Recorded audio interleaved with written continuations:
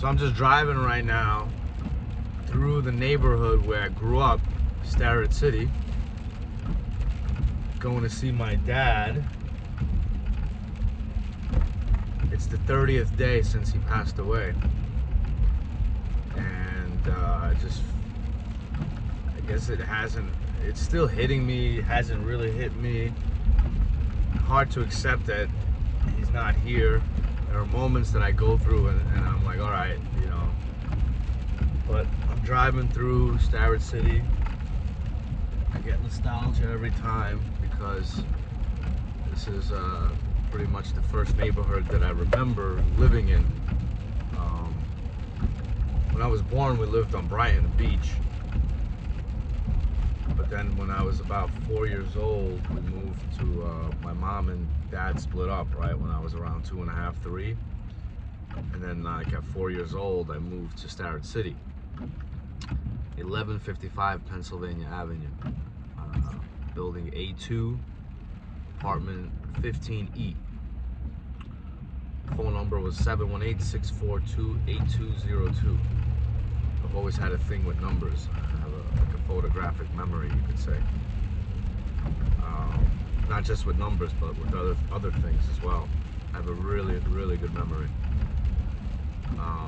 So I remember every time I come through here, it's going to be a reminder of my childhood. Every time I come visit my dad, I always remember the happy times. I'm looking at the hill right now. I used to sled down those hills on the sled in the snow. So there's a hill on the left side, and on the right side it kind of hills up as well. And when I was a kid, it used to seem so much bigger and steeper, but I guess everything seems that way when you grow up. It doesn't seem as grand and magical as it used to be when you were a kid.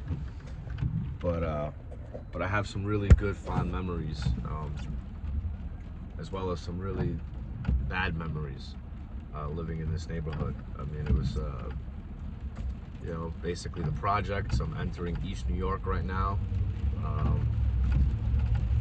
My building was right on the corner of Flatlands Avenue and Pennsylvania Avenue. So it looks like the neighborhood's changed.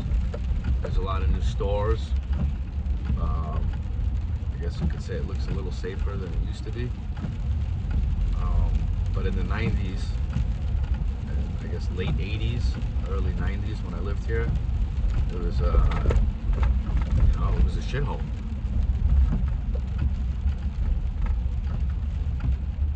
And in some sense, I guess, you know,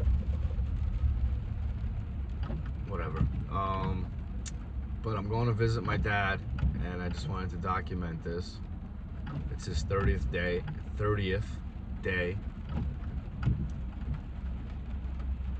And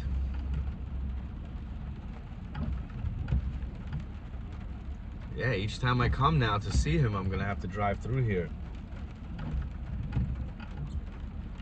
And I remember the first day he dropped me off kindergarten.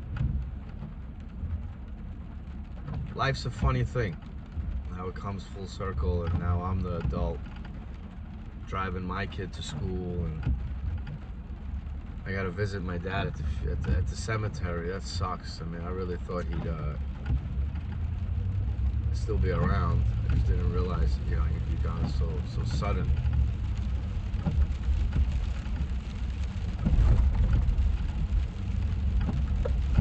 I'm making him proud. He was a cool dude. He had style, grace, charisma. Red light, camera ahead. He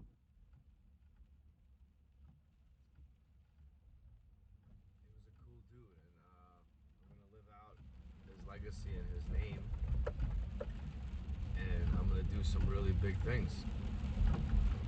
I've already started, but it's just the beginning.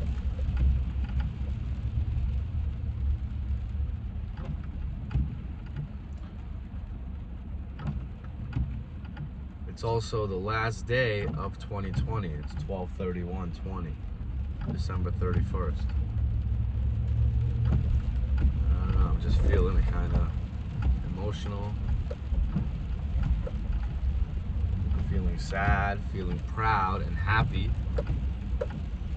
feeling really blessed and fortunate for what I have in life and where I am.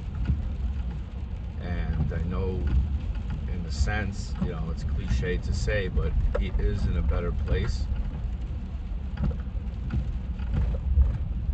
for him. For him, he's in a better place. 25 mile per hour.